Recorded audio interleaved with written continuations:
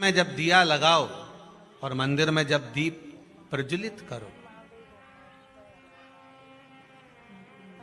उस समय पर जब मंदिर में दीप लगाएं और मंदिर में जब दिया प्रज्वलित करें, अगर गोल बाती है तो वो तो दिए के बीच में ही होगी, फूल बाती है तो वो दिए के बीच में होगी। और मान लो अगर लंबी बाती लेकर गए हो, लंबी बाती को लेकर पहुंचे हो, तो अगर दीप लगा रहे हो, कामना रखकर लगा रहे हो कि मेरी ये कामना है, तो वो दीप का बाती का मुख अपनी ओर रखना, पर कोई कामना नहीं। हम भगवान को केवल इसलिए रिझा रहे हैं कि मेरा भोलेनाथ मेरा भंडार भरे और मेरे घर में सुख समृद्धि दे। तो दीप की बाती का मुख भगवान की ओर होना चाहिए कि हमने तेरे भरोसे पर छोड़ दिया। अब हम किसी से नहीं पूछेंगे कि हमें क्या करना है, ये दीप की जो बाती का मुख है वो आपकी ओर है। अर्थात मेरा जो जीवन है, मेरा जो संपूर्ण परिवार है, मेरा जो कुटुंब है, मेरा जो कबीला है, मैं जिस घर में निवास करती हूं, मैं जिस घर में रहता हूं, उस घर का संपूर्ण कारभार सब तुम्हारे भरोसे पर है। तो बाती का मुख कहां हो गया? भगवान की ओर हो गया। बाती का मुख फिर भगवान की ओर।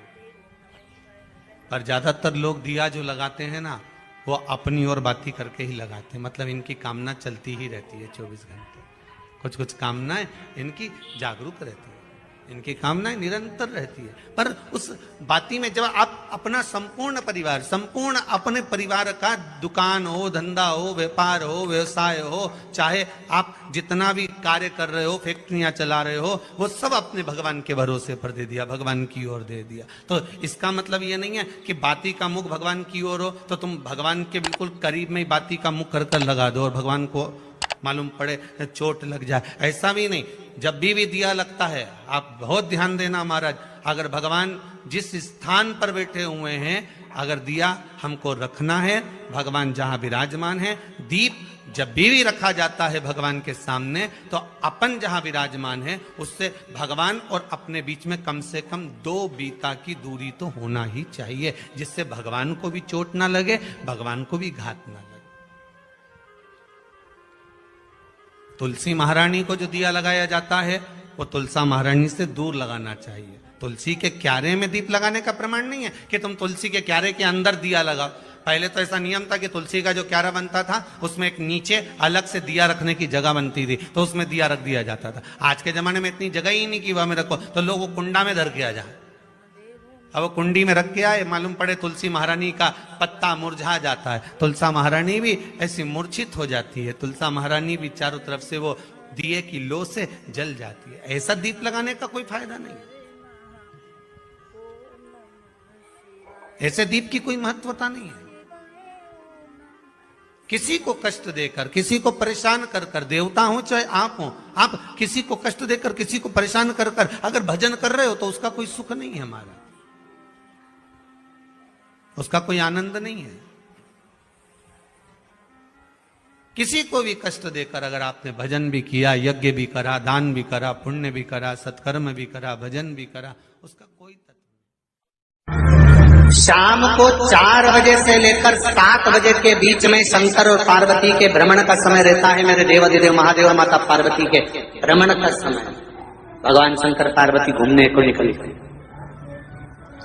इसलिए हमारा सनातन धर्म कहता है शाम के समय पर माताओं को झाड़ू नहीं लगाना चाहिए, शाम के समय पर माताओं को चूड़ी बिछिया नहीं बदलना चाहिए, शाम के समय पर माताओं को मांग में सिंदूरा नहीं भरना चाहिए, शाम के समय पर माताओं को बाल नहीं बांधना चाहिए, शाम के समय पर माताओं को चौखट पर नहीं बैठना चाहिए। उसका कारण क्या है? क्योंकि पार्वती जी ने भगवान भोलेनाथ जी से कहा था कि तुम मुझे रोज शाम के समय प्रदोष काल में भ्रमण के लिए लेकर जाते हो, मेरे लिए आज्ञा क्या है? शंकर भगवान ने कहा सुनो पार्वती, मंदिर के अंदर नंदी रहता है, जाने वाला यात्री जब मंदिर में मेरा दर्शन करने आता है तो नंदी के कानों में कहकर जाता है कि शिव जी को मेरे यहाँ लेकर आना।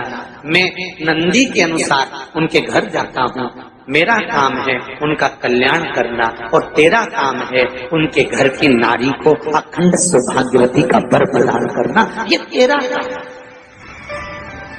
तब पार्वती माता ने कहा अखंड सौभाग्यवती होने का वर मैं तो दे दूंगी, पर उस समय पर माताएं चूड़ी बदल रही होगी, हाथ से चूड़ी निकाल रही होगी, तो मैं वर कैसे दे सकती हूँ? मांग भर रही होगी तो मैं वर कैसे दे सकती हूँ? उस समय पर चूड़ी बिछिया बदला जा रहा होगा तो मैं वर कैसे दे सकती हूँ? उस समय पर झाड़ू लग रही होगी तो मैं लक्ष्मी को वहां कैसे भेज सकती हूँ? आप बताओ। तो शंकर भगवान ने कहा प्रदोष का समय एक ऐसा समय होता है, शाम का समय ऐसा होता है जिस समय पर केवल शंकर और पार्वती की आराधना का समय होता है। हम तो कई लोगों से कहते हैं अगर आपके यहाँ संपदा नहीं आ रही है, बहुत मेहनत कर रहे हो, फल नहीं मिल रहा, कहीं नौकरी, कहीं सर्विस या कहीं व्यापार या व्यवसाय में कहीं तकलीफ आ रही है, हम सबसे कहते हैं शाम का समय पकड़ लो, शंकर जी के मंदिर में दिया लगाना प्रारंभ करो। शिव मंदिर में अगर दिया नहीं लगा रहे हो तो बेलपत्री के पेड़ के नीचे दिया लगा। बेलपत्री और शंकर जी के मंदिर में दिया नहीं लगा रहे तो शंकर जी के मंदिर के बाहर चौखट पर दिया लगा। इतना भी नहीं कर सकते तो अपने घर के बाहर अपने द्वार पर दिया लगा दो और शंकर जी के नाम का श्री शिवाय नमस्तुभ्यं बोलकर शंकर भगवान को याद कर कर अपनी कामना कर कर बाबा का स्मरण कर कर पंचाक्षर मंत्र नमः शिवाय, षडाक्षर मंत्र ओम नमः शिवाय, द्वादशाक्षर मंत्र ओम नमो भगवते वासुदेवाय, जो मंत्र तुमको याद है उसका स्मरण कर कर लक्ष्मी हो चाहे नारायण हो चाहे राम हो चाहे कृष्ण हो स्मरण कर कर शाम के समय बाहर दिया लगा दो, दरवाजे के पास लगा दो। वो सुनेगा जरूर, आएगा तो उसका वेलकम जरूर होगा और वो कुछ देकर जरूर जाएगा। नियम तो बनाओ, उसकी चौखट पर जाकर कहना होता है।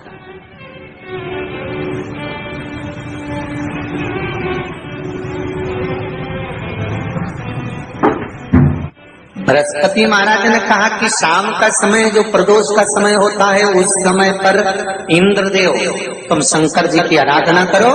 शिव आराधना से शंकर जी जो मार्ग प्रशस्त करेंगे, शिव आराधना से जो शंकर जी कहेंगे वो तुम करना। ठीक है, आराधना करी बाबा भोलेनाथ जी।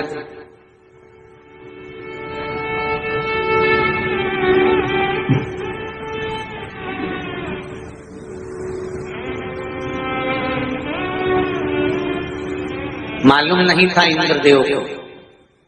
बृहस्पति महाराज ने प्रदोष की महत्वता समझाई तो प्रदोष का समय जानकर शंकर जी पर 7 बेलपत्र प्रदोष के दिन इंद्र ने समर्पित कर दी बिना सोचे।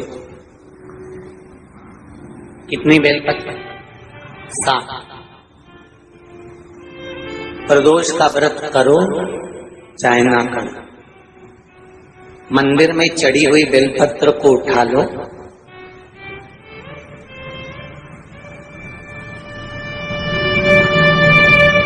बेलपत्र का ब्रह्म कमल बना लो,